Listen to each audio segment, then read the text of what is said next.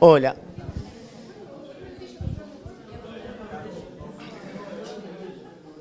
Pero me veo ahí, Santiago. Me pones nervioso. Bueno, buenas noches. Hola, Ana. Hola, buenas noches. Buenas noches. Bueno.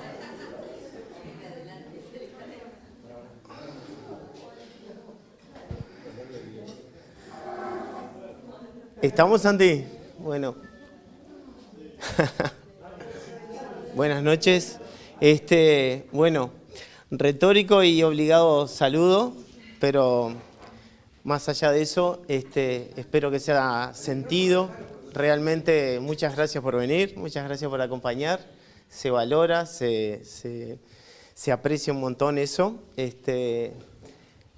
Acompañar en la locura esta de tomarse un viernes a la noche para venir a compartir estos minutos, estas horas de formación como corredores. Es bien importante, como cada vez que planteamos una actividad, ya sea entrenar, ya sea hacer un fondo, lo que relegamos, ¿no? Las horas de descanso, las horas de familia, las horas de compañeros, de novios, de padres, de hermanos que se le roban para lo grupal, y bueno, eso se valora un montón, se cuida un montón, eso es más importante que la formación y los minutos. Y en este andar de ATP ya de unos cuantos años, hay una impronta que tiene el grupo que espero quede clara en todos nosotros y la podamos transmitir, es esto de la formación, esto de ganarle a la biología, ganarle al pasaje del tiempo. La formación va a perdurar más allá de nuestra forma física, más allá del tiempo que estemos en ATP. Cada cosa que aprendamos y que compartamos y nos llevemos van a ser bien importantes. Bueno, bienvenidos todos ustedes, bienvenido Martín, muchas gracias Lucas por todo el tiempo previo, muchas gracias Santiago por todo el tiempo previo de armar esto. Estamos en vivo. Martín González, primero que nada amigo, vecino del Pinar, papá de Manuel y de Olivia, esposo de Jimena, médico, médico deportólogo, médico acupunturista, médico del grupo Corredores ATP, médico de la Unión de Rugby del Uruguay, de los Teros, médico de básquetbol, de fútbol. Y bueno, nada, muchas gracias Martín por tu tiempo, por bancarme con tu bebé de 5 meses, todos estos meses atrás de dedicación. Así que nada, todo tuyo. Dale, muchas gracias. Bueno, buenas noches.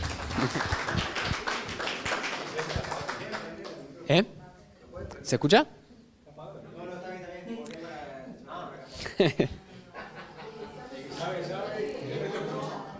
Muy bien. Bueno, arrancamos.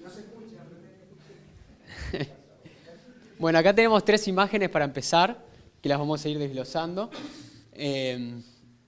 Antes que nada, cuando hablamos de lesiones, muchas veces cuando aparecen síntomas, muchas veces hay un camino atrás, ¿no?, que no se ve, subyacente, que es lo que va generando esa lesión, ¿no? A veces son acortamientos musculares, alteraciones de la postura, a veces es que cambiamos de calzado, que fuimos variando algunas características del entrenamiento, que no estamos descansando bien, o la alimentación, y a veces no vemos venir todos esos cambios hasta que aparece un síntoma. Entonces, siempre que tenemos un dolor, una molestia, una inflamación, es importante desandar el camino de esa lesión y ver qué es lo que pudo haber pasado. Después vamos a ver qué cosas nos pueden ayudar a desandar ese camino.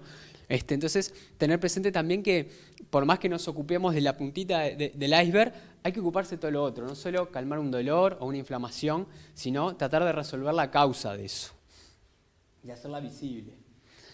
Después, también es importante saber qué imagen queremos de nosotros, ¿no? Esto es un mosaico de la Alhambra de España. Dicen que ojos que no han visto la Alhambra no han visto nada, es un lugar muy lindo. Sí, para subir y recorrerla es un trabajo, es una sesión de entrenamiento intensa. para el que quiera ir. Y bajar el excéntrico te va a comer pierna bastante porque está un poquito alto. Cuando nosotros formamos una imagen de lo que queremos, la componemos muchas piezas, muchas acciones que nos llevan a esa imagen que deseamos.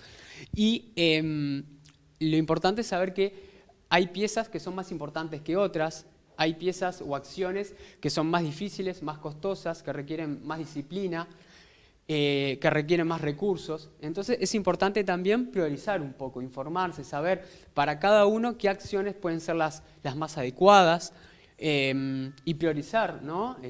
Optimizar los recursos. Y después también saber cuál es nuestro éxito, ¿no? O nuestros objetivos. Si es rendimiento, si es salud. Hay mucha gente que empieza a correr porque ya viene practicando otros deportes en su vida y se ha lesionado un montón. Entonces dice, bueno, voy a cambiar para esto que parece que probablemente me lesione menos. Entonces ya arranca con alguna lesión a cuestas, ¿no? Y muchas veces cuando se empieza, o gente que de repente era sedentaria, entonces busca la salud, ¿no? La salud física, biológica. También un poco la salud mental o espiritual, porque correr muchas veces es como un momento de descarga, un momento también de introspección, ¿no? Y también lo social. Si uno corre en grupo, también eso alimenta la parte social. Pero en la medida que vamos avanzando y le vamos agarrando el gusto, muchas veces buscamos rendimiento. No estoy hablando de elite, pero es, bueno, voy a una carrera y quiero lograr ese desafío. Entonces, como van a ir cambiando nuestros objetivos, también deberíamos ir cambiando las acciones o los medios que nos llevan a ese objetivo. Entonces, constantemente sería apropiado ir trabajando sobre eso. Siguiendo con las lesiones, ¿cómo vivimos la lesión, ¿no? Generalmente las lesiones no se llevan bien con el calendario. Siempre que uno empieza con un dolor, que le diagnostican una lesión, ya estamos pensando en todos los entrenamientos que nos vamos a perder, si vamos a poder ir o no a una competencia, más si es un viaje, más si vamos en grupo. Entonces, tratar de antemano tener presente que las lesiones son algo posible dentro del universo de lo que es la actividad física, que si aparecen, lo importante no es negarlas, sino abordarlas, hacer los duelos que haya que hacer, pero tratar de ocuparnos de hacer una recuperación en los tiempos adecuados. Hay tiempos biológicos de reparación de los tejidos que no se pueden apurar mucho, pero sí hay mucha cosa para hacer durante el proceso de una rehabilitación. Después hay una frase que dice que el dolor es inevitable, el sufrimiento es opcional. Un poco sí, un poco no. Por un lado, no sé, capaz que alguno de ustedes tuvo la suerte, pero yo creo que de los que practicamos actividad física o que entrenan, no debe haber pasado un mes en la vida de nosotros que no hayamos tenido un dolor, aunque sea una molestia. Siempre alguna cosita hay, siempre. Entonces, también por un lado es eso, digo, hay molestias, hay dolores leves, cosas leves que uno puede aprender a tolerar, a manejar, a relativizar. Pero tampoco podemos estar tapando algo nuevo o un dolor intenso o algo que nos está limitando la funcionalidad. Entonces, también hay que prestar atención a los dolores y analizarlos y ver cuál es su causa y qué podemos hacer para mejorar. Tener presente que las lesiones, no es que, bueno, hay que vivir todo con un optimismo irreal, pero pueden ser una oportunidad de crecer, ¿no? De mejorar otras áreas. Capaz que uno en la semana, ¿tá? Como dijo Edgardo, tiene un tiempo para cada actividad y para el trabajo, para la familia, y este es mi tiempo de entrenar. Y cuando tenemos una lesión, ese tiempo de entrenar se puede convertir en un tiempo, bueno, de rehabilitación, pero también de trabajar otras cosas. Capaz que, bueno, tengo que mejorar la postura o el gesto técnico u otras características de entrenamiento. Entonces también pensar que es una posibilidad, que es un tiempo de posibilidades, ¿no? Entonces, cuando tenemos una lesión, tratar de no paralizarnos, ¿no? De estar tranquilos dentro de lo posible y de seguir en cierta medida en movimiento. Generalmente hay cosas para hacer cuando hay lesiones, ¿tá? Eso de bajar a cero, cada caso obviamente es particular, pero generalmente siempre hay una cosa que podemos hacer.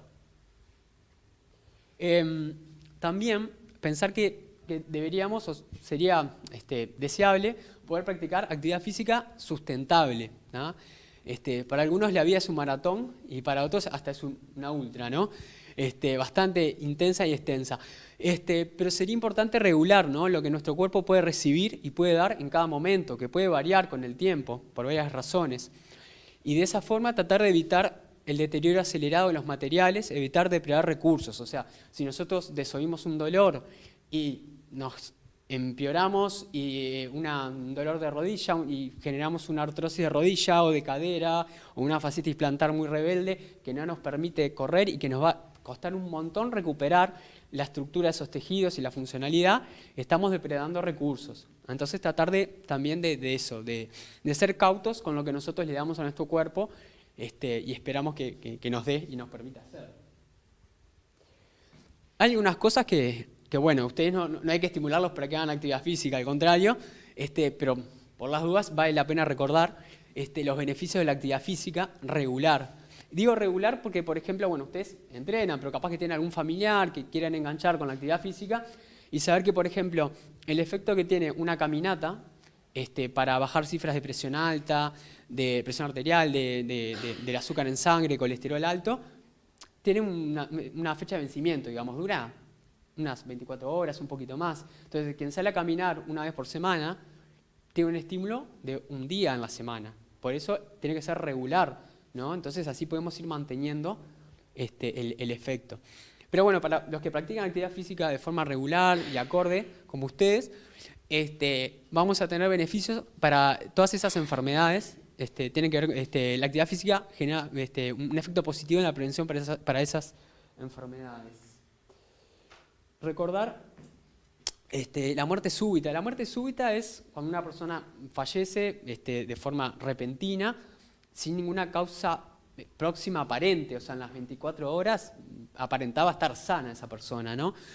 Se puede describir también lo que es la muerte súbita relacionada con el deporte, o sea, practicando una muerte súbita que se da practicando deporte o a las horas de haber practicado deporte. Hay algunas cosas, por ejemplo, la gente que practica actividad física de forma regular tiene menos posibilidades o menos frecuencia de tener este tipo de eventos. También si los tiene más sobrevida, más posibilidad de salir de ese paro cardíaco, digamos, que la gente sedentaria.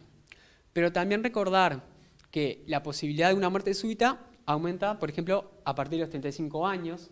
Antes, generalmente, si se dan causas cardíacas, son congénitas, pero a partir de los 35 años nos va pasando factura a los hábitos alimenticios, de estrés y otras cosas, y otras enfermedades que podamos ir agregando. Pero también saber que en quienes practican actividades deportivas recreacionales o sujetos no entrenados que realizan una actividad física de alta intensidad. Esto parece un poco contradictorio con lo que dije antes, pero en realidad lo que quiere decir es que una persona que practica una actividad física que es demasiado exigente para lo que está preparado y o además no tiene controles cardiovasculares periódicos, tiene más chances también de tener un evento de estos. Por eso la importancia de la aptitud médica, la aptitud física, en este caso desde el punto de vista cardiovascular, porque a veces uno piensa, bueno, el correr me tengo que preocupar por las lesiones, pero también es importante hacerle un service al motor cada tanto y saber que está apto para lo que queremos. Evolucionamos para correr. Bueno, no sé si se dice antropólogo biológico o un biólogo de la antropología, pero este doctor, Dan Lieberman, dice que los humanos están diseñados para correr largas distancias. Hay un concepto que él asocia también, que es la caza por persistencia, que en algunas tribus de África, por lo menos hasta fines del siglo pasado, estaba documentado que sucedía, que el ser humano evolucionó para tolerar largas distancias y que de esa forma perseguía presas que capaz que eran más veloces, como no sé cómo se llamarían esos ciervos que corrían o algo similar, y que les ganaban por cansancio, porque tenían la posibilidad, aunque fueran más lentos, llegar hasta donde iban escapando y los atrapaban. Entonces, ahí hay una serie de características, ¿no?, que hacen que los seres humanos, según él, estarían diseñados para correr. Bueno, la cabeza con cara bastante chata y nariz pequeña, preferencia para una respiración bucal a grandes intensidades de carrera, reducido pelaje y abundancia de glándulas sudoríparas para regular el calor, amplios hombros que rotan independientemente, antebrazos pequeños y livianos, un gran músculo glúteo mayor que es el que estabiliza el tronco y el que propulsa también en la carrera, grandes superficies articulares en relación a nuestra masa corporal para amortiguar el impulso también, largos tendones y ligamentos en piernas y pies, arcos en nuestros pies, los pies compactos y rígidos con los dedos cortos, todo eso para la propulsión. Y eso que no es menor, que la capacidad para almacenar glucógeno es la forma en la cual almacenamos glucosa en el hígado y en el músculo a partir del entrenamiento y una dieta rica en hidratos de carbono, nos da una autonomía de 28 a 32 kilómetros más o menos. No sé si a alguno le suena esta distancia en algo. Exacto, el muro. ¿Ah? Por eso en las carreras de larga distancia es fundamental reponer, porque evolutivamente no evolucionamos para llevar más combustible que eso. Entonces, si queremos correr más, deberíamos no solo cargar el combustible los días previos, porque los hidratos de carbono no se cargan solo el día anterior, se van cargando los días anteriores, y durante la carrera también. Bueno, esto un poco con lo que veníamos hablando antes, importante, una aptitud física, fundamental saber periódicamente, ¿no?, cuál es nuestro estado de salud y a qué tipo de esfuerzo podemos someter a nuestro organismo con ciertos márgenes de seguridad, porque nada es infalible, pero ciertos márgenes de seguridad. El chequeo médico periódico en función de nuestra historia personal, nuestras enfermedades médicas, lesiones que podemos haber tenido. Antecedentes familiares, capaz que alguna persona tiene antecedentes de algún familiar que falleció por temas cardíacos, por ejemplo, joven. Y las características del desafío físico al que queremos hacer frente. No es lo mismo correr una 5K, una 10K, media maratón, 42 o una ultra, ¿no? Entonces, es importante ese aspecto también. Para plantearse los objetivos también es importante conocer la repercusión de lesiones y enfermedades pasadas y actuales para diseñar nuestro plan de actividad física sustentable y plantear objetivos acordes a lo posible. Si tuvimos una lesión de rodilla, capaz que tenemos que modificar un poco en qué superficie corremos, el tipo de calzado, una rutina de fortalecimiento para estabilizar rodilla, ver si tenemos que bajar de peso, si tenemos que suplementar con colágeno, por decir algo, ese tipo de cosas. Individualizarlo, que sea variable en el tiempo, porque nuestra condición puede mejorar o puede empeorar, esperemos que no, aunque sí hay un declive con la edad. Y sería deseable también que quien coordina entrenamientos tenga información sobre antecedentes de enfermedades, contactos de familiares y cobertura médica de los deportistas a su cargo. Por las dudas que pase algo, siempre está bueno que tengamos una idea de cada uno. Bueno, este es un estudio del 2014 en São Paulo, Brasil, que se hizo a 95 corredores recreacionales que tenían en promedio unos 5 años de experiencia en el running, en correr, promedio 40 años, corrían en promedio 35 kilómetros semanales y casi la mitad habían tenido ya alguna lesión relacionada con el correr. Se les preguntó cuáles eran sus miedos o sus creencias sobre los factores de riesgo para una lesión relacionada con el correr. No sé si a ustedes se les ocurre algo. ¿Qué cosas piensan que pueden ser factores de riesgo para lesionarse? Yo igual les voy a decir lo que dicen ellos. Vamos a bichar.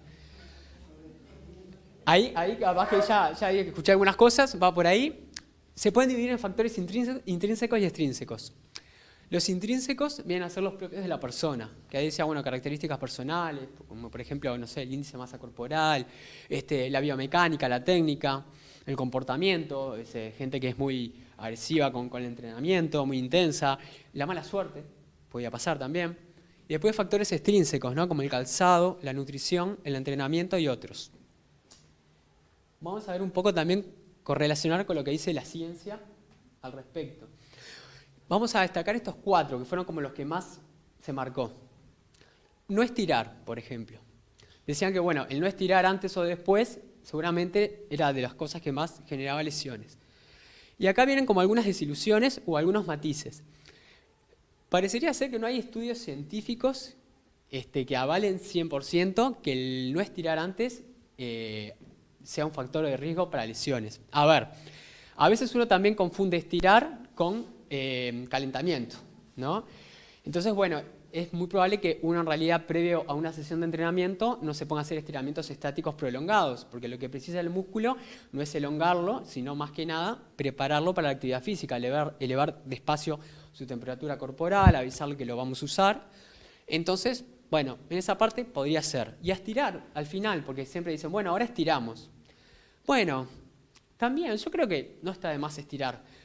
Hay estudios, parecería ser, que dicen que no es tanto lo que podría beneficiar, pero también yo creo que hay que pensar que eso es antes y después de la sesión. Pero también uno puede hacer sesiones que sean solo estiramiento, alejadas del entrenamiento, porque uno puede tener algunos déficits de acortamientos musculares, alteraciones posturales, que en parte se arreglan con estiramientos. Entonces yo creo que no es que no haya que estirar, capaz que es cuándo o cómo. ¿Ah? Y mismo en el proceso de una rehabilitación también es importante los estiramientos. Entonces, por eso yo ahí pongo un matiz. Después está lo del calzado inapropiado. Decían que, bueno, un calzado inapropiado podría generar lesiones. Ahí, de nuevo, los estudios científicos lo que dicen es que hay de todo. Yo no me voy a casar con una corriente, pero hay muchos estudios que no han documentado que realmente un calzado que diga que es para prevenir la supinación o la pronación efectivamente lo logre. Que en realidad el beneficio podría estar dado porque ese calzado altera el patrón de activación de los músculos que usamos al correr y es eso lo que al activarlos menos o distinto previene un poco su lesión. Entonces, según esa corriente, no habría tanto por qué elegir el calzado en función del tipo de pisada. Igualmente ahora después vamos a hablar del calzado y vamos a hablar al respecto un poco más. Después el entrenamiento excesivo. Los corredores decían en este estudio que correr de más o entrenar de más los predisponía a lesiones. Bueno, ahí creo que hay más coincidencia. Es muy importante la progresión, el kilometraje, el volumen, la intensidad. Eso sí está asociado con las lesiones, el no respetar las limitaciones del cuerpo. También, o sea, exigirse de más, no respetar la percepción de dolores, cansancio, fatiga, aumenta la posibilidad de lesiones. Entonces, por eso también, entre lo del entrenamiento excesivo y no respetar las limitaciones del cuerpo, podríamos decir que ahí se destaca la importancia de tener un plan de entrenamiento, ¿no? Una periodicidad, regular las cargas, que alguien que sepa ordene un poco nuestro entrenamiento y que nosotros no vayamos simplemente a lo que querríamos hacer, sino también cómo tendríamos que hacerlo. Va a haber otro taller formativo como este que va a abordar más lo que son las lesiones del corredor, pero simplemente para hacer un repaso de las categorías más grandes.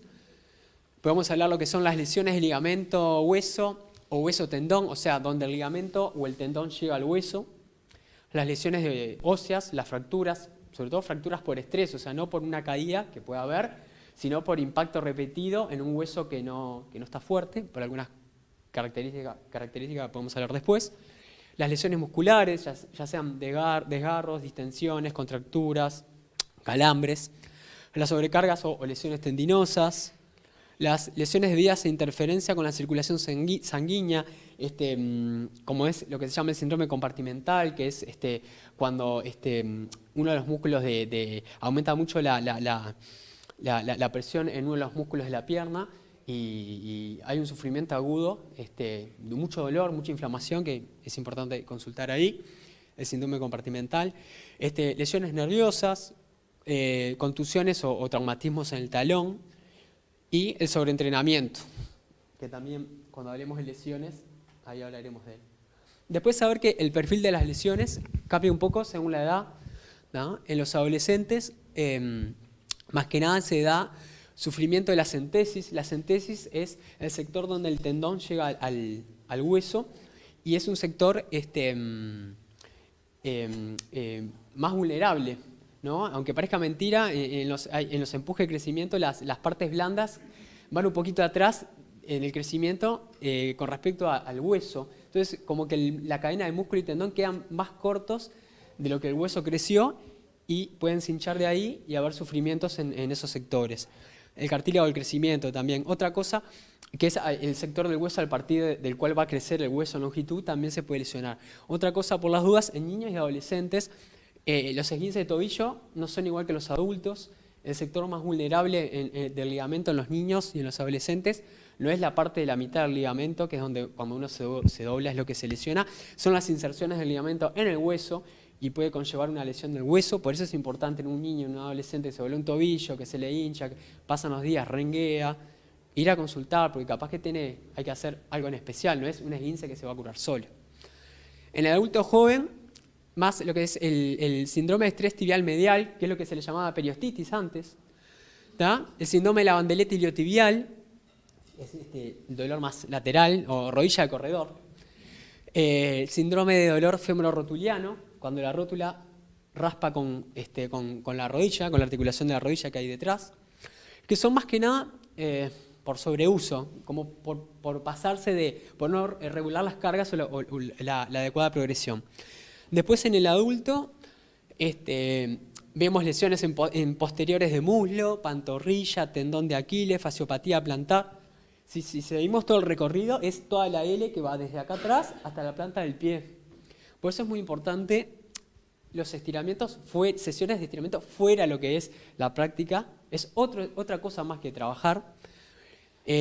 Fortalecimiento, ejercicios adecuados de coordinación, de pliometría, ejercicios para la musculatura de la planta del pie. Son cosas que es aconsejable trabajar. Bueno, hay otro estudio que analiza el uso de distintos calzados a la misma vez, o sea, no a la misma, puestos a la misma vez, pero sino ir rotando de calzados, si no sería bastante difícil correr. Ir rotando calzados, tener más de un calzado, ¿no? Entonces lo que dice que el uso de más de un par de calzados para correr puede ser un factor protector. Es como que le estamos dando distintos estímulos al cuerpo, entonces eso enriquece los engramas motores, las posibilidades de movimiento que tiene nuestro cuerpo. Ahora vamos a hablar un poco más después también de algunas particularidades del calzado. También dice que haber presentado una lesión previa fue un factor de riesgo en este estudio, o sea, los corredores que ya tenían una lesión tenían más chance de tener otra. Y acá dice algo que también vamos a hablar un poquito después, decía, a mayor distancia media de sesión y volumen aumentado de práctica semanal de otros deportes, también había menor riesgo. Después vamos a hablar un poco, porque yo ahí es un poco relativo. Cuando habla de mayor distancia media, no quiere decir que el que corre más se va a lesionar menos, sino que a veces los que corrían habitualmente se preparan para distancias mayores, como un maratón, por ejemplo, corren a una velocidad menor que los que corren distancias menores. Y hay una asociación entre la velocidad de la carrera y la lesión. Entonces a veces los que corrían distancias menores, pero corrían con mayor velocidad, se lesionaban más que otros, que corrían más lento, aunque corrían más distancia. Y ahí en el estudio, cuando dice la práctica de otros deportes, no dice en realidad cuáles. Y a veces deportes es como muy general, no dice si es que jugaban al fútbol, que hacían CrossFit, que hacían una sesión de entrenamiento en el gimnasio. Después vamos a hablar un poco de lo que es practicar otras actividades aparte de correr. ¿Tá? Por eso yo ahí pongo signo de interrogación como diciendo, bueno, hay que ver. Bueno, no soy un especialista de la elección de calzado deportivo, pero un poco hablamos de que, bueno, algunos estudios dirían que no habría una corrección mecánica tan efectiva de lo que dicen los calzados que hacen, ¿no? De corregir la pisada de un pronador, de un supinador, pero que igualmente podrían mejorar el patrón de activación de los músculos al correr y que eso generaría un beneficio para prevenir lesiones. ¿Cómo elegir el calzado apropiado? Bueno, ahí, por un lado, yo creo que va un poco también la experiencia de ir buscando el calzado adecuado para uno. Más allá de que uno vaya y se asesore y que me parece que está bien, o que se haga una valoración postural, una valoración baropodométrica para dar la pisada, me parece que está bien. Pero también uno tiene que ir experimentando, haciendo un camino para ver cuál es el calzado adecuado. Igual hay algunas como cosas medio grandes, por ejemplo, si uno va a hacer trail, va a precisar un calzado que le dé más estabilidad, que tenga una suela con más agarre. Si uno va a correr más bien distancia, va a precisar un calzado con más amortiguación, en la que predomine la amortiguación, y a más distancia, más amortiguación. Hay calzados que son más anchos que otros también, y los pies de cada uno también varían. Y después, bueno, ahí yo puse una persona descalza también porque también hay un auge de lo que es el correr descalzo o el minimalismo. Entonces también si decimos, bueno, ¿por qué no podemos correr descalzo? Capaz que evolucionamos para eso. Lo que pasa que muchas personas empiezan a correr descalzo de grandes. O sea, llevamos toda una vida caminando con calzado. No podemos pretender que el cuerpo se acostumbre a eso de entrada. No quiere decir que no pueda uno de a poquito ir viendo, ¿sí? Porque también quienes después terminan corriendo descalzos, generalmente, si lo hacen de forma correcta, es bien progresivo, no es siempre saliendo a correr descalzo o con un calzado minimalista, con bajo drop o diferencia de la suela entre la punta del talón. Es una cuestión bien progresiva de ir entrenando al cuerpo para eso, ¿tá? Y capaz que no es para todos. Hay algunos estudios que dicen por qué los atletas de hace, no sé, 50, 70, 80 años corrían con un calzado súper chato y que no tiene nada que ver con el calzado que usamos ahora y no se lesionaban tanto.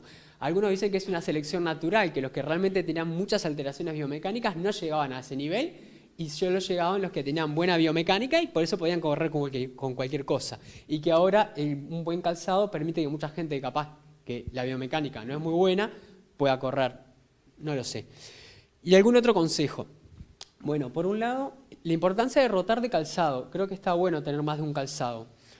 No solo para si uno corre en distintas superficies, sino porque después de correr, el calzado y los materiales del calzado tienen que descansar. La amortiguación se compacta.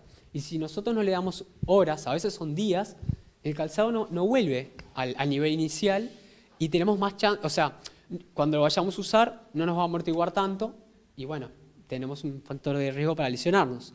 O si se moja, ¿no? Cuando se moja, también pierde las propiedades.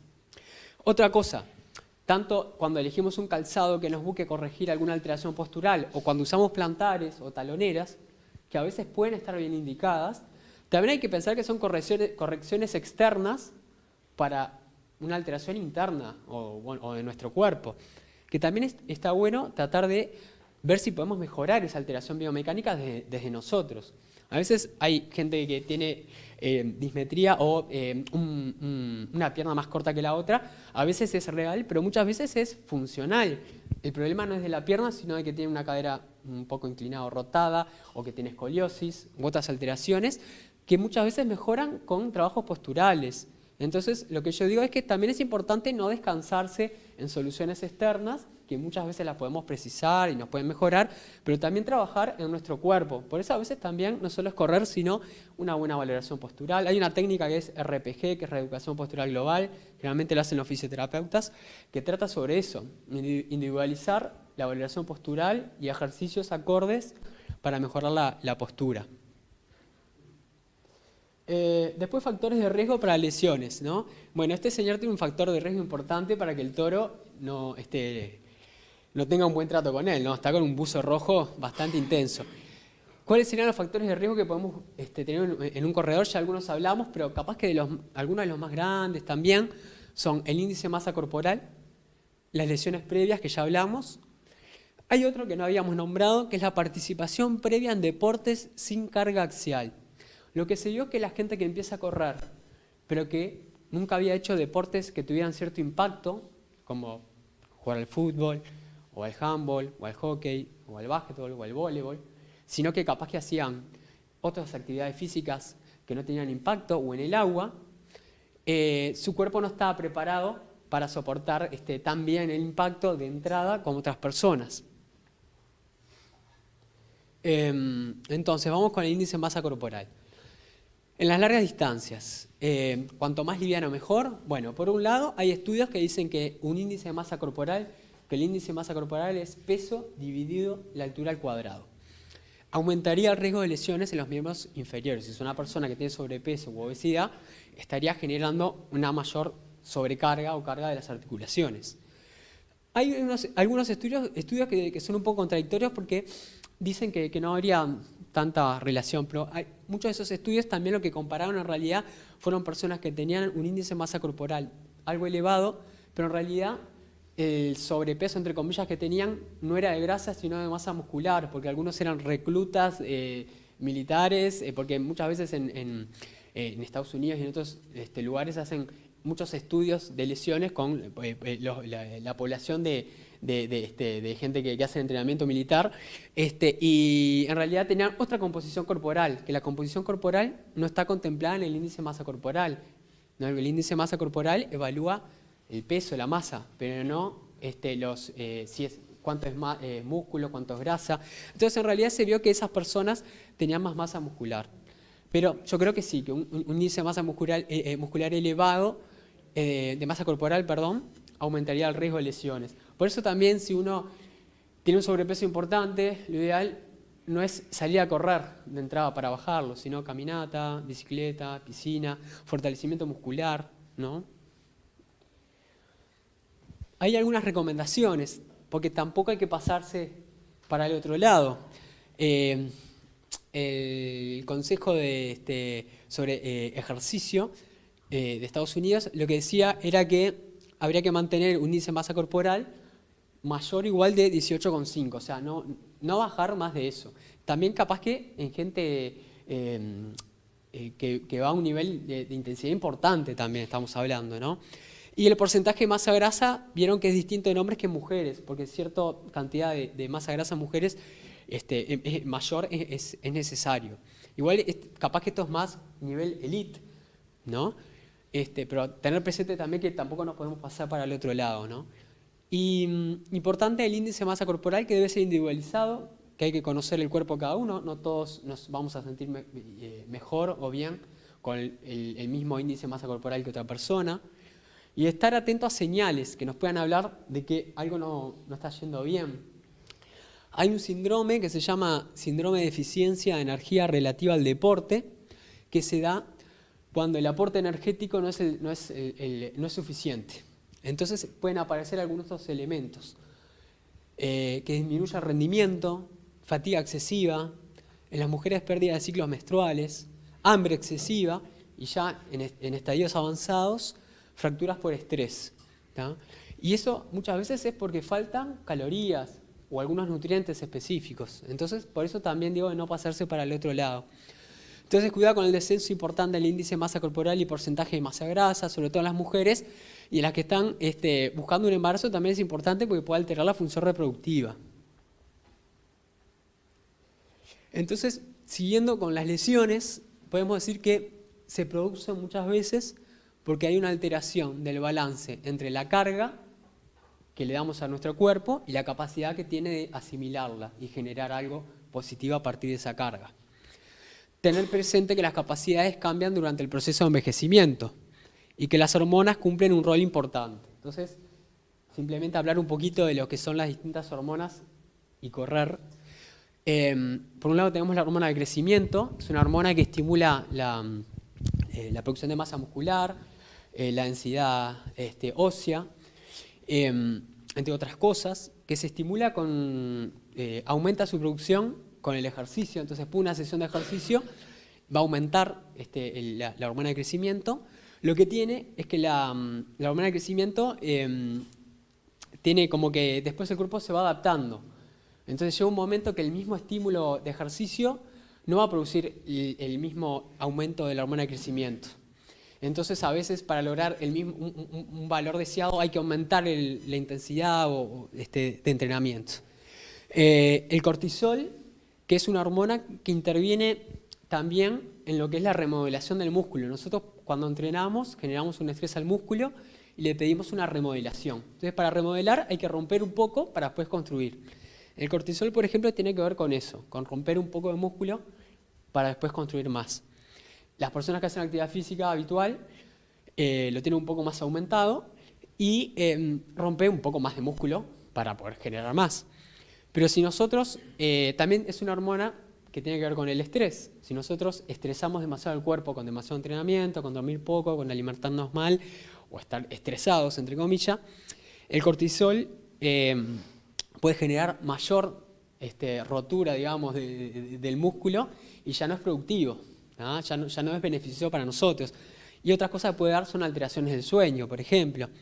La testosterona, que los hombres tenemos, pero las mujeres también, también tiene que ver con el estímulo de la masa muscular, de la densidad ósea. Después que entrenamos, en las horas de recuperación aumenta.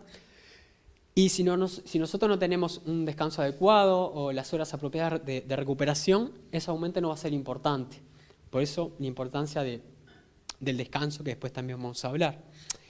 Los estrógenos tienen que ver también con la capacidad de utilizar grasas como fuente de energía, entre otras cosas. Bueno, la eritropoyetina en realidad estimula la producción de glóbulos rojos por la médula ósea, que son los glóbulos rojos, son los que te aportan el oxígeno a todas las células corporales. En realidad, más que nada, comentar que en el ciclismo es una de las drogas que a veces se usa como agente dopante para aumentar la producción de glóbulos rojos y tener más transportadores de oxígeno. Las endorfinas se estimulan también con cosas placenteras, con la actividad física que nos gusta también. La adrenalina es la hormona que tiene que ver con la respuesta de luchar o correr, ¿no? Entonces, por ejemplo, cuando estamos previo a una carrera o un entrenamiento, tiende a aumentar. Entonces, aumenta la frecuencia cardíaca, nos prepara para la huida o para la lucha, vasodilata los bronquios. Pero si nosotros perpetuamos esa sensación de que el león nos está corriendo detrás porque vivimos estresados, la adrenalina llega a unos niveles que genera un deterioro. Puede generar presión alta, por ejemplo, trastornos del sueño también. La tiroxina o T4, que es una hormona que se produce, que fabrica la glándula tiroides y después se transforma en T3, también tiene que ver con muchas funciones metabólicas del cuerpo y entre ellas la fuerza de la masa muscular, ¿no? Entonces, si hay un déficit, pueden haber alteraciones ahí también. Y la insulina y el glucagón tienen que ver con el juego de la disponibilidad de la glucosa. La insulina mete la glucosa en el hígado y en los músculos para almacenarla como glucógeno, y el glucagón es la que cuando baja la glucosa en sangre pide que salga.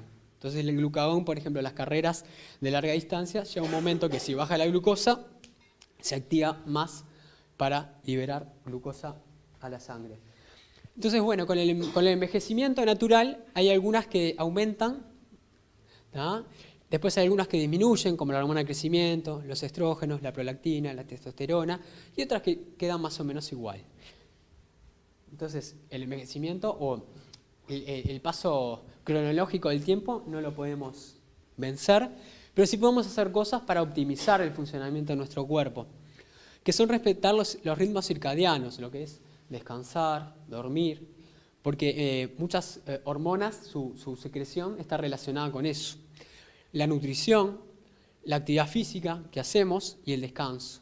Y también la importancia del chequeo médico periódico, porque por ejemplo, si precisamos vitamina D, calcio, T4, eso lo vamos a saber si nos hacemos un examen de sangre, ¿no?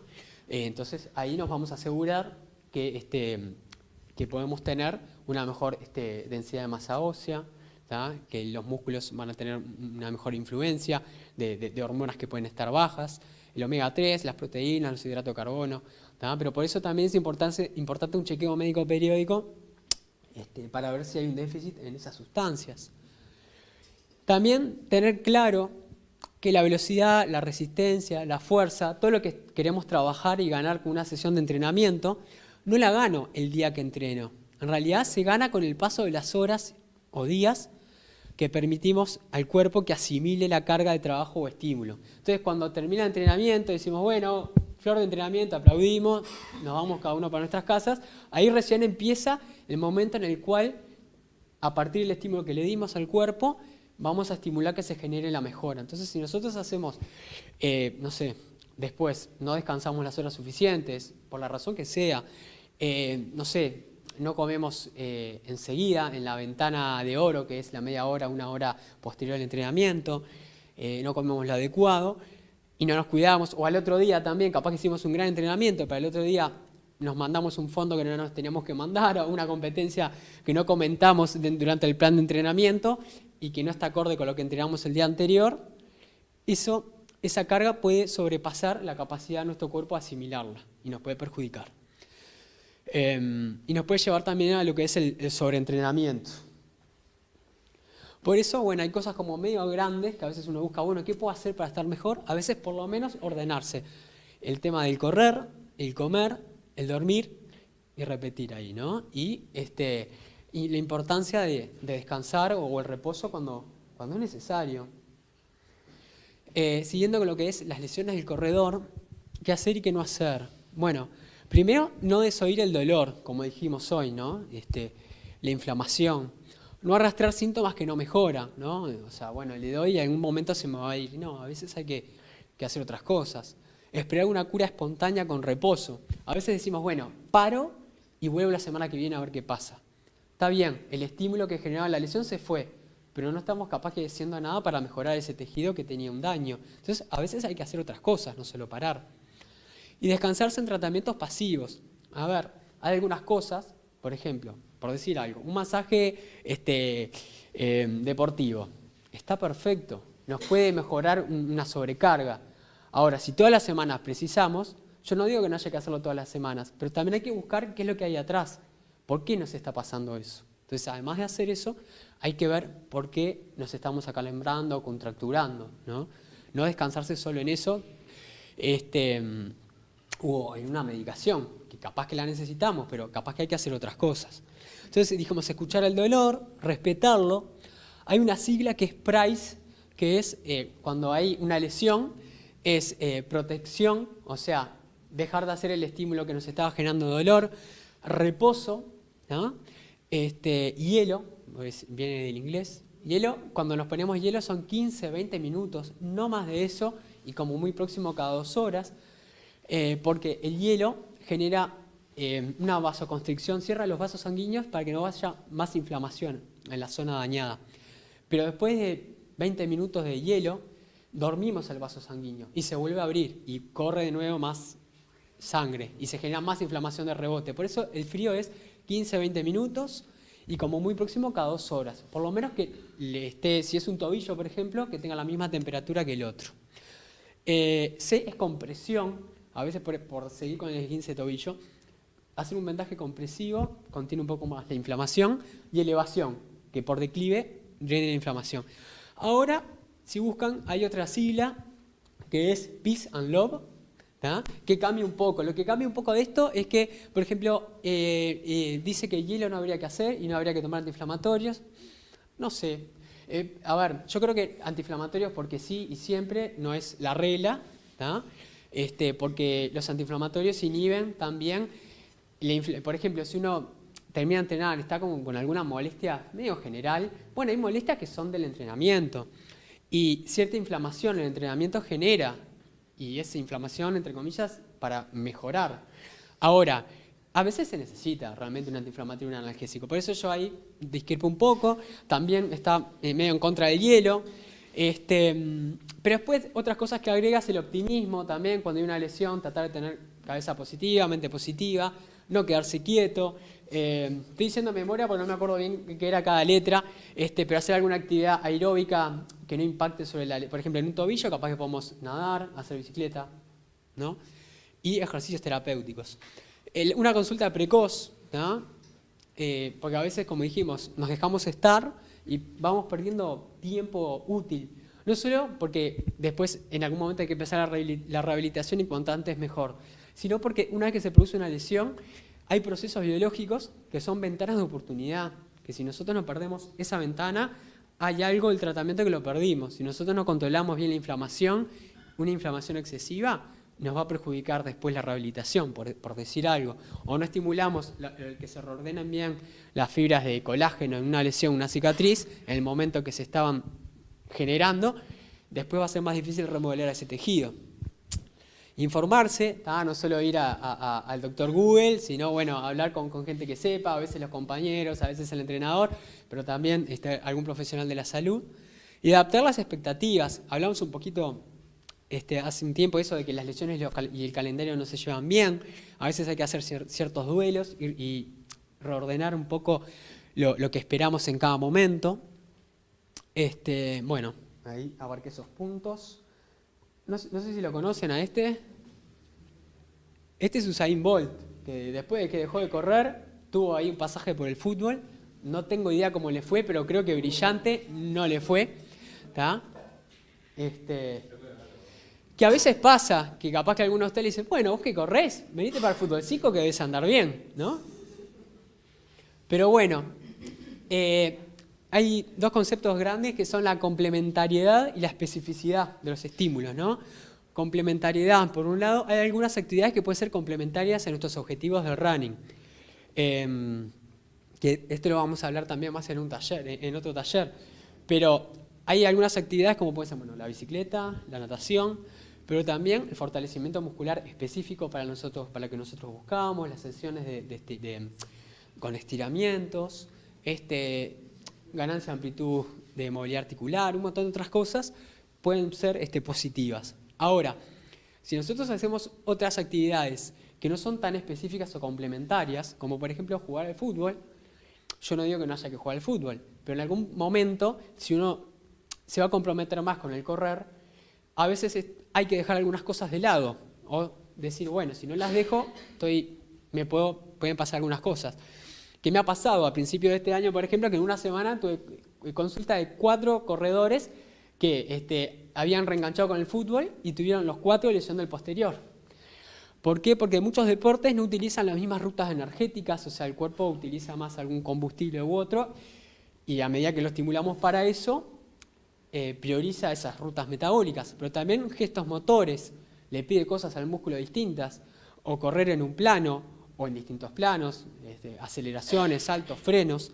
Entonces, a veces hay otros deportes que no son tan complementarios con el correr. Entonces me parece que está bueno también a veces priorizar o bueno, tener claro que pueden pasar algunas cosas.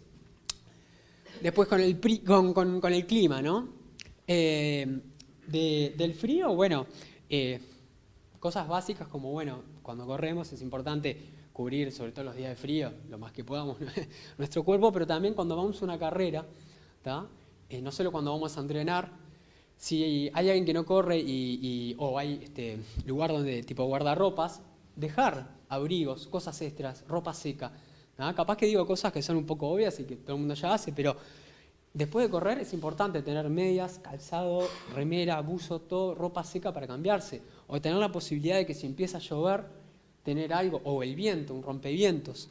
Porque si de repente hay baja temperatura, pero además hay viento, y además que te baja la sensación térmica, o llueve, eso es un cóctel importante que en un día embromado de frío puede haber hipotermia. Después, calor y humedad. No estamos en el momento de calor y humedad, pero en verano lo ideal es aprovechar las horas más tempranas o tardías, hidratarse bien durante todo el día, no solamente cuando corremos. Tampoco es que hay que matarse agua mientras corremos, si vamos a hacer, porque a veces hay hay alteraciones de los iones por exceso de agua. Entonces a veces, si es más de una hora lo que vamos a hacer actividad física, reponer con alguna bebida de rehidratación deportiva. El tema también de la protección solar, ¿no? Exponiéndonos al sol, importante, el sombrero, lentes, cubriendo las mangas, protector solar. Y hay unas guías, no lo puse, pero hay unas gráficas que relacionan, según el porcentaje de humedad y de calor, qué riesgo hay de tener una entidad que se llama golpe por calor. Que el golpe por calor es, bueno, cuando el cuerpo se recalienta, digamos, por deshidratación, por calor excesivo, por falta de aclimatación. Si de repente vamos a un lugar a competir donde hay mucho calor y no fuimos con los días suficientes de aclimatación, nuestro cuerpo no va a tolerar bien ese exceso de calor. Tener esas precauciones. Tener un diario, ¿no? Hoy cuando veíamos el iceberg y veíamos todo lo que subyace debajo del agua, hablábamos que era importante también tener la posibilidad de andar el camino de una lesión y ver, por ejemplo, bueno, cómo estuvimos entrenando, cuáles fueron mis sensaciones en el último tiempo, cambié de calzado, algo cambió. Entonces, si nosotros llevamos como una bitácora, eso nos puede ayudar también, o a relativizar también. Qué cansado que estoy. Comparás, bueno, es que el año pasado a esta altura también estaba entrenando de esta forma, o en el trabajo estaba complicado y no descansaba bien. Debe ser esto. Digo, me parece que está bueno, no solamente lo que los relojes inteligentes puedan guardar, sino otros aspectos de nuestro correr, ¿no? Después, bueno, cuando salimos a correr, ¿cómo nos armamos? ¿Cómo nos podemos cuidar? Siempre está bueno planificar los lugares y horarios de entrenamiento, que sean seguros, no solo desde el punto de vista climático, sino de la seguridad en general. El entrenamiento en grupo, que es una forma de cuidarse, de compartir, de sociabilizar. La seguridad vial, lo importante que es respetar las normas de tránsito y utilizar distintivos visuales, ¿no? Al correr, andar en bicicleta, ¿no?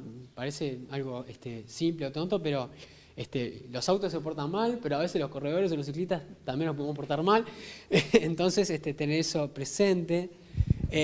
Siempre, si se puede, sobre todo si vamos solos, ¿no? Portar información personal encima que hable de la cobertura médica, o si somos, no sé, alérgicos a algo, tenemos alguna enfermedad, o si salimos en grupo, que el resto conozca estas cosas. No sé, alguien se descompone, saber a dónde llamar, a quién llamar, un contacto un familiar, ojo que esta persona tiene tal y tal cosa.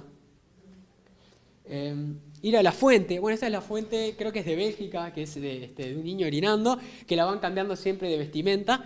Entonces siempre me parece que es importante ir a la fuente, no ir a empezar a buscar información por cualquier lado sobre los temas, sino si uno quiere saber cómo mejorar el entrenamiento, hablar con un entrenador, ¿no? con el preparador físico.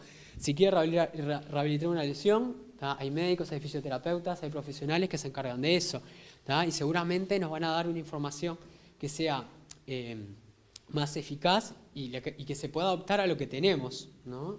Porque a veces extrapolamos cosas que le pasan a otras personas y no es tan efectivo. No estoy haciendo ninguna propaganda de nada, pero puse este ejemplo porque es como, para algunas personas es como la meca, digamos, hacer las 6 majors o las 6 grandes maratones. Y a veces, bueno, uno se ilusiona con un viaje, con una carrera, y hay un montón de aspectos que está bueno preparar, ¿no? Para poder disfrutar, ¿no? Siempre está bueno viajar en grupo porque pueden pasar contratiempos y siempre los contratiempos, si uno está en grupo, se sobrellevan mejor. A veces el idioma, a veces los traslados, el tema de los pasajes, los seguros de viaje adecuados. Vieron que hay seguros de viaje generales y otros que tienen que ver con el deporte. Entonces capaz que asesórense si no tiene que ser un seguro de viaje para gente que hace deporte. Llevar un botiquín individualizado. Nunca está de más llevar... por si tenemos un malestar, no sé, si somos alérgicos, si tenemos un problema digestivo, un resfrío, una gripe, nuestra medicación habitual, que capaz que en otro lado piden receta o sale más caro o no sabemos cómo pedirlo. Conocer el clima, si vamos a un lugar que es húmedo, saber que apenas llegamos, tenemos que comprar un pack de botellas de agua y hidratarnos bien todos los días porque con la humedad vamos a precisar más agua. Las distancias entre el hotel y la competencia, porque capaz que el día de la competencia hay que estar muy temprano y queda muy lejos, la locomoción no es buena. Los requerimientos COVID, yo qué sé, ahora, no sé, se estaba yendo, ahora parece que vuelve, ahora capaz que viene la viruela del mono, no sé, siempre hay que tener presente si hay que llevar un estudio, un examen, esas cosas tenerlas presentes. Evitar caminatas excesivas el día previo. Hay gente que los días anteriores hacen una corrida para aflojar, pero el día anterior, capaz que hay que estar un poco más tranquilo, depende de cada uno. A veces uno va a buscar el kit el día anterior y hay una exposición, hay una feria, hay stand de cosas y pasa caminando enroscadísimo con todo lo que hay y llega a la casa, al hotel y está fundido, las piernas se cansaron. Son tonterías, pero bueno, buena hidratación, alimentación. También tratar de no probar nada el día de la competencia, usar cosas probadas, ¿no? El calzado, ¿no? Que ya, vuelvo un poquito para atrás que no lo dije, llevar la ropa de competencia en el equipaje de mano, es una tontería, pero las maletas se pierden, entonces más vale llevar los championes, la ropa de la competencia en el bolso de mano, cosa que si se pierde lo otro es una lástima, pero a lo que vamos va a estar. Pero por ejemplo, a veces capaz que nos regalan algún gel o algo y no estamos acostumbrados a ese gel y lo usamos en la competencia y no nos cae bien, nos puede dar malestar digestivo. Tratar de la remera, aunque sea la remera oficial de la corrida, probarla algún día antes. A veces las costuras pueden irritar alguna zona, entonces está bueno probar esas cosas. Y después, como redondeando un poco, recomendaciones generales o haciendo un repaso, un punteo, la aptitud física, ¿no? Importante hacer una valoración, un examen médico preparticipativo de saber nuestro cuerpo para qué está apto, ¿tá? Y que sea acorde a los objetivos que queremos hacer, ¿no? Conocer la historia personal y ser consecuente. Si yo ya vengo con lesiones o con algo, ver lo que me planteo, ¿no? Como objetivo. tener paciencia, que el trabajo adecuado da sus frutos, ¿no? A veces uno se plantea objetivos a corto plazo que capaz que no son tan reales, entonces tratar de ser constante, de progresar de forma gradual hasta lograr el objetivo, informarse responsablemente, ir a profesionales adecuados, el entrenamiento invisible, que va a haber un taller al respecto, que son todas esas cosas que no se ven del entrenamiento, pero que influyen. Y cuando hay una lesión, sí, reposo funcional, o sea, evitar lo que está generando dolor, controlar la inflamación y el dolor, pero tratar de buscar un diagnóstico oportunamente, no quedarse quieto, no paralizarse. Bien. Bueno, y por acá terminaríamos esta parte. Después no sé si hay algún comentario o alguna pregunta. Bueno. Gracias. No sé si alguien tiene algo para aportar. ¿Vos querías agregar algo? Yo tengo una pregunta. Bien. Sobre la vitamina D que estaba ahí. Sí. ¿En qué afectaría? La vitamina D tiene que ver con la capacidad de llevar el calcio a los huesos, ¿no? O sea, afecta la densidad mineral ósea. Entonces, por ejemplo, si tenemos baja la vitamina D, alteramos eso. La vitamina D se activa con el sol, no una cantidad excesiva de sol, ¿no? Un poco de sol en el día, unos minutos de andar nomás, y con la actividad física. Por eso es importante también hacer actividad física. Pero más de lo que pensamos, tenemos la vitamina D baja. Es muy frecuente tener la vitamina D baja. Y no es que, pero como no siento nada, debe estar bien. Por eso es importante controles médicos para chequear, porque si está baja tenemos que suplementarnos. Y depende de qué tan baja esté la dosis. Entonces tampoco es tomar porque sí, porque tomar de más vitaminas tampoco es bueno. Entonces tiene que ver con eso. Generalmente cuando uno toma vitamina D, muchas veces toma calcio también, que es lo que queremos incorporar en los huesos.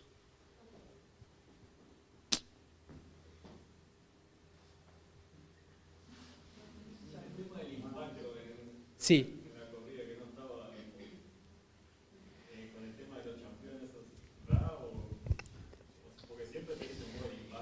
No, sí.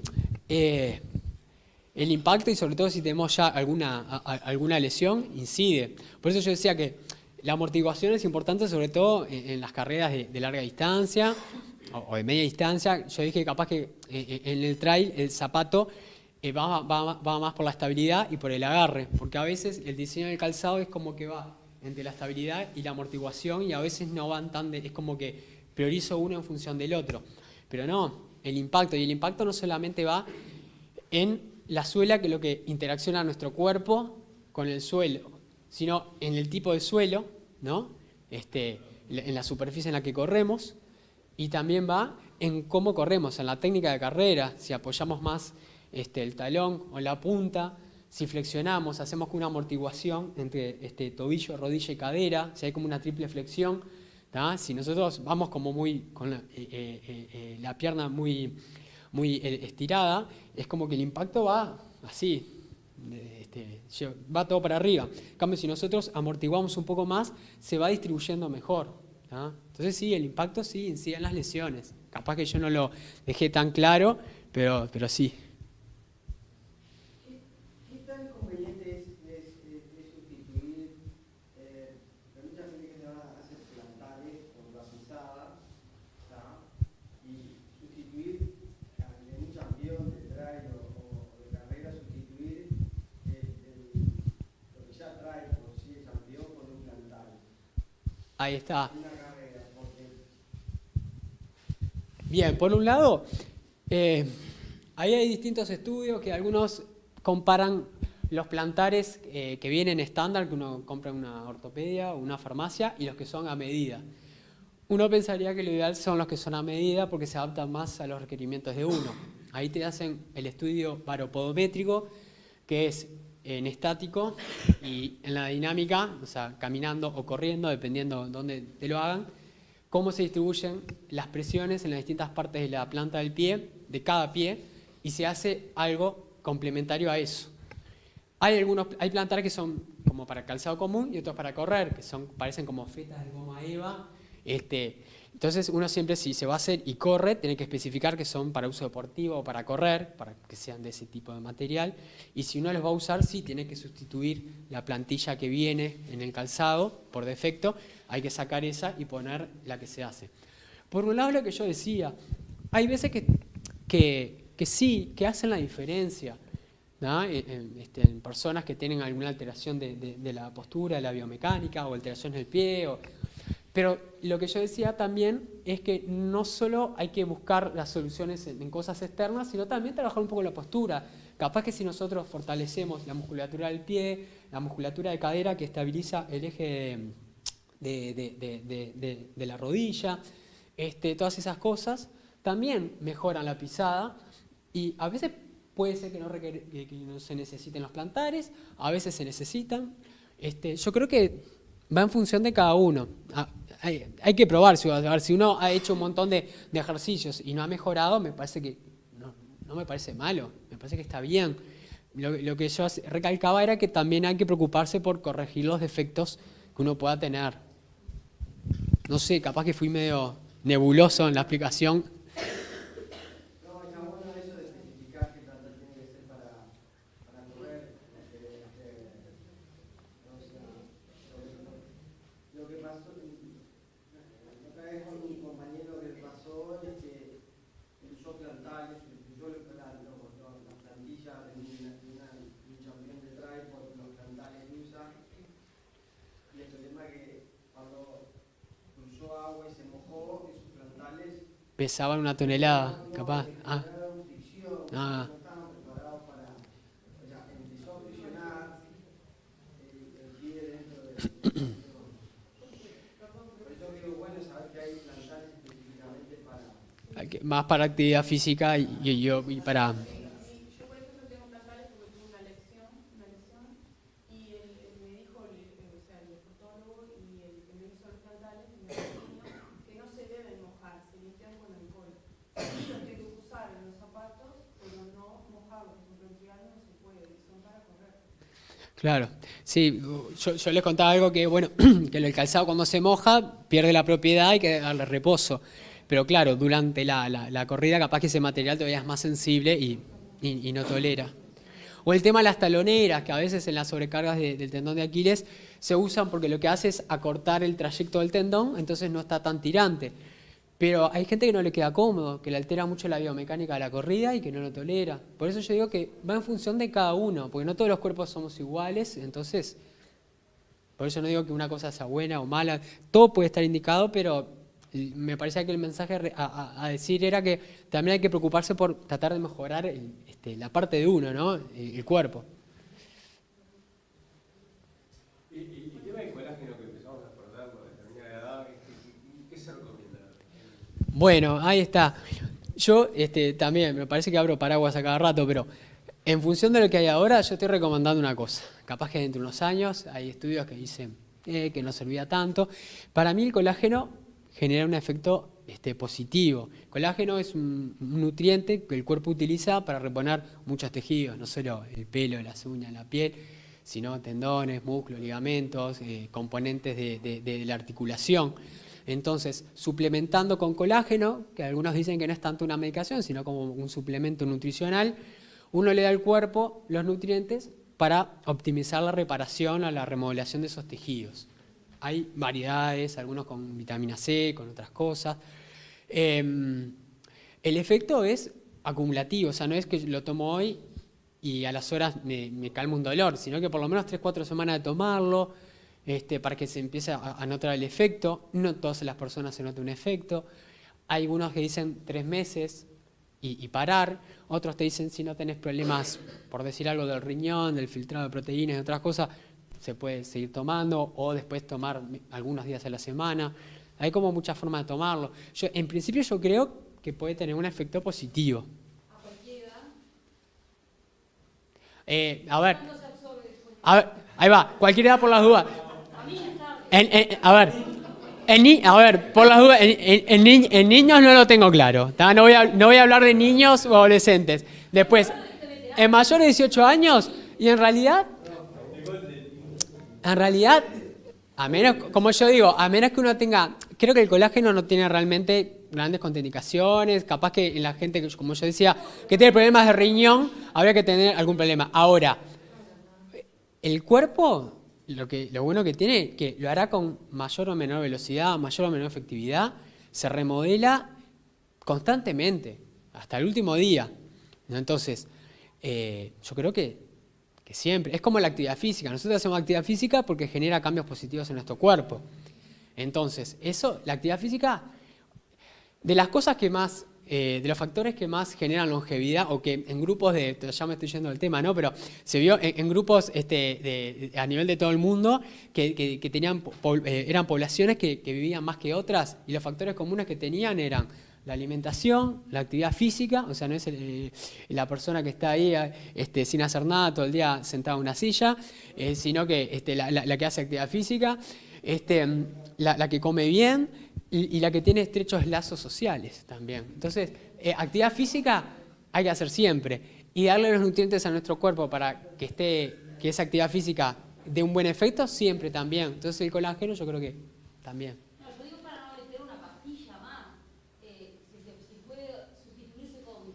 Hay alimentos que tienen.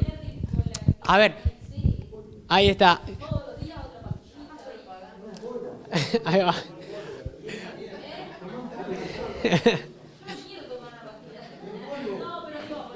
No, está bien. Por ejemplo,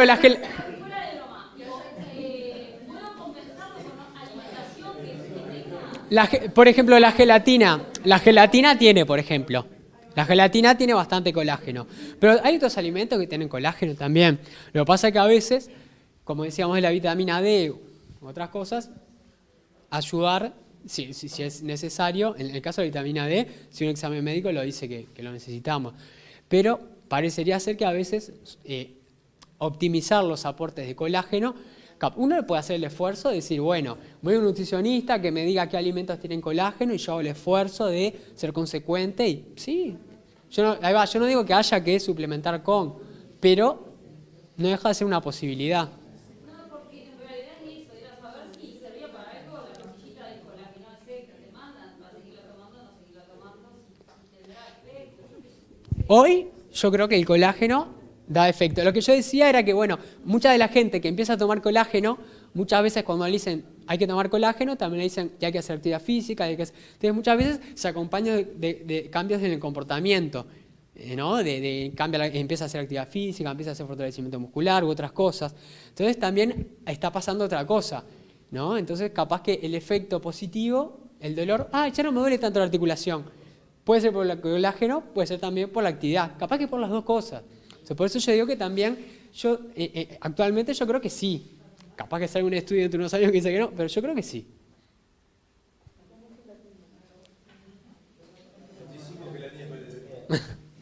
sin tanto azúcar, ¿eh?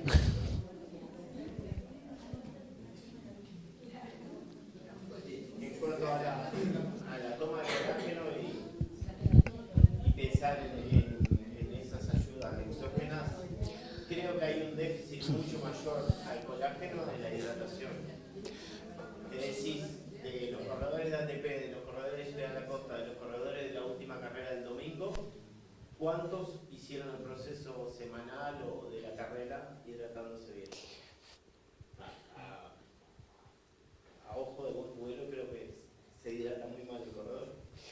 Bueno, en otro taller que vamos a hablar de lo que es el entrenamiento invisible, también eso, que a veces uno como que piensa, y lo que hablábamos de la imagen del mosaico, apuesta las fichas a que el rendimiento va a mejorar porque va a suplementar con tal cosa. ¿Ah?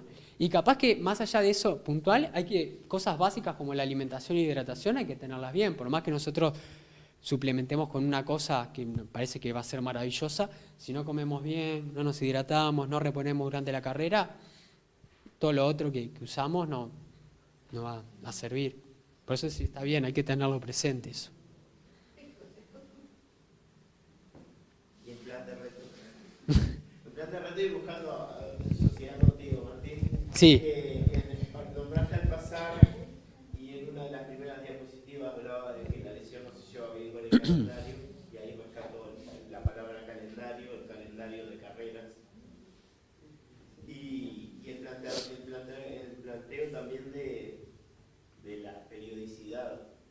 ilustrar un poquito que existen 4 o 5 periodos básicos fundamentales a lo largo del año en la preparación física.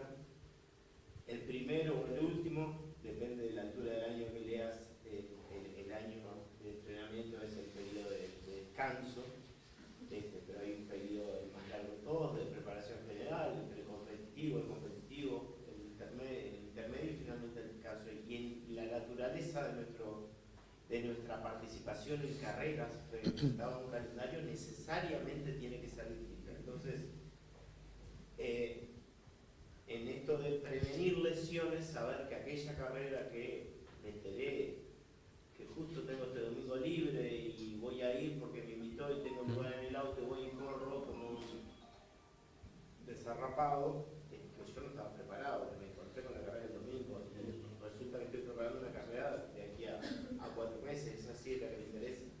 Y entre medio de esos 4 meses van a haber 5 o 6 carreras más. No es lo mismo enero que junio, julio, que noviembre, diciembre. Entonces, eso. Sí, hay muchos compañeros que te mandan cualquier carrera en el grupo, todo el fin de semana. Nos pasó en la pandemia, que cuando desaparecieron las carreras, se volvió el entrenamiento. Sí, sí, sí. Terminaron las presiones. Sí. En realidad, 2 preguntas. A ver, ¿cuál es la teoría? Porque hay como varios libritos. En carreras largas, te han mandado a entrenar en ayuno completo, una distancia mayor a 10 kilómetros, para probar. ¿Y qué importancia tienen los geles? Porque hay bastantes teorías en los geles. En plenas carreras, 10, 20, 30. Y hay otro profe que un día me dijo, tomate un gel antes de largar, así ya salís arriba. Entonces, ¿cuál es tu visión de eso? Bien. Por un lado, es un poco variable. Yo ahora no me acuerdo bien, porque era como un poco anecdótico, pero habían hecho como una encuesta a corredores olímpicos, cuáles eran sus hábitos de nutrición el día de la carrera. Había algunos que se levantaban a las 3 de la mañana y comían no sé cuánto, había otros que no desayunaban, habían otros. O sea que uno puede decir que hay varios caminos que conducen a Roma. Igual yo creo que uno tiene que buscar qué es lo mejor para cada uno. Dentro de lo que es la corriente central, yo creo que la carga de hidrato de carbono tiene que ser a lo largo de la semana. ¿tá? En todas las comidas, tener un adecuado aporte de hidrato de carbono. Que durante la carrera, sobre todo si van a ser extensas, es, como hablamos con lo del muro, ¿no? Es importante aportar hidrato de carbono.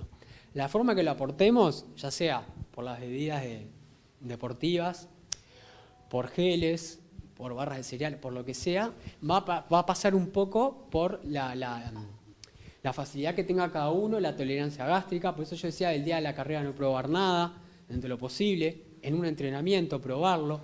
Entonces yo creo que es un poco relativo. Yo si me decís, el camino del medio sería capaz que no hacer un ayuno. Ojo, capaz que hay gente que, por ejemplo, por decir algo, el día de la carrera, entre los nervios y eso, le cuesta desayunar. Entonces siempre desayuna, pero el día de la carrera no desayuna. O no tolera los lácteos, no tolera el café con leche, el yogur.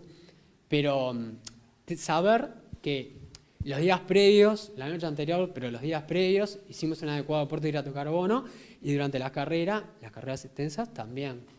No sé si fui más o menos.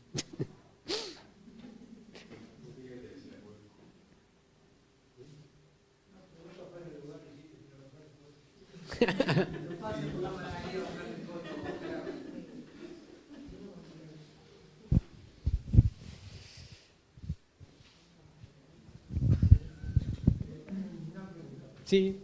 ¿Qué opina de la miel como sustancia reponedora energética durante la carrera? Bueno, durante la carrera lo que uno precisa es un hidrato de carbono de absorción rápida. Están por un lado los de absorción lenta, que son, por ejemplo, el arroz, la pasta, la quinoa, el pan, ¿sí? Que el cuerpo demora un tiempo en incorporarlos y generalmente los usamos para almacenarlos y después usarlos. Cuando estamos en carrera lo que precisamos son cosas que ya nos den la energía, ¿no? Como energía rápida, hidrato de carbono de absorción rápida. Entonces, digo, pueden ser una opción. Digo, si va un poco de la mano lo que es la tolerabilidad. Ahí va. Lo que yo digo que, es rápida. Lo que va un poco también de la mano con si se tolera o no. ¿Ah? Por ejemplo, hay gente que le sirven las gominolas, las gomitas de colores, pues las tolera bárbaro. ¿Ah? Si uno tolera miel, capaz que hay que ver, capaz que comes miel y después tenés la miel acá atragantada y pisas agua. Pero si uno la tolera, es un hidrato de carbono de absorción rápida.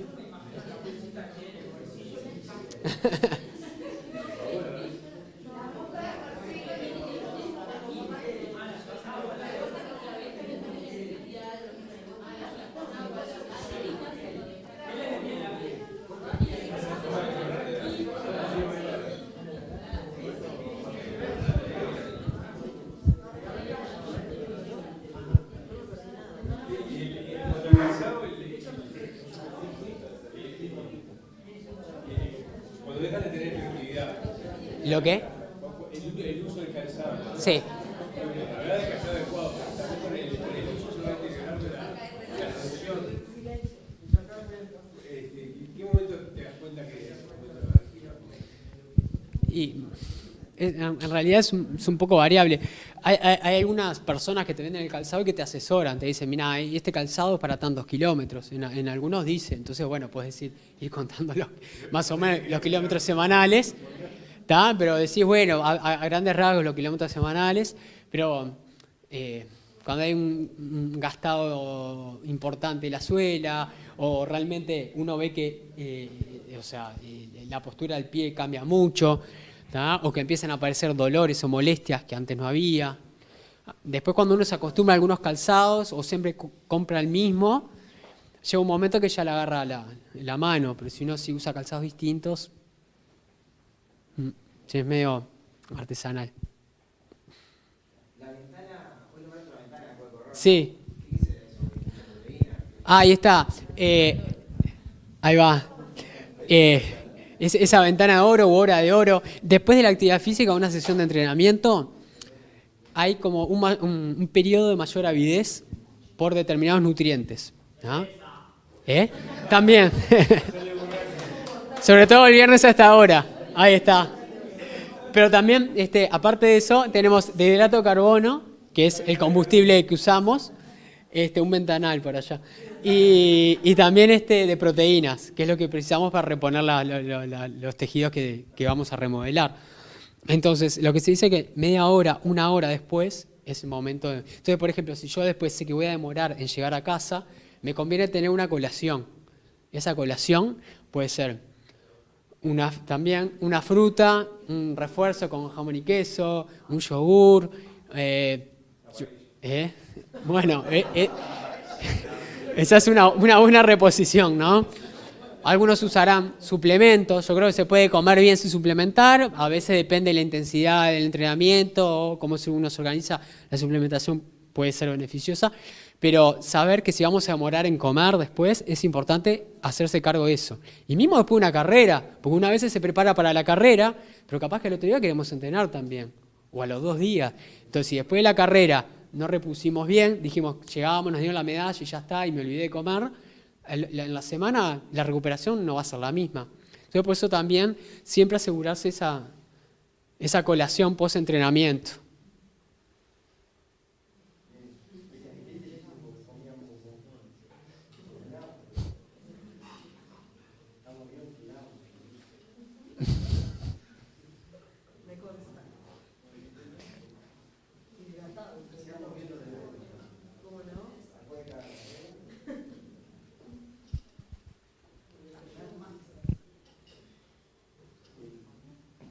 Bueno, habrían cesado las preguntas.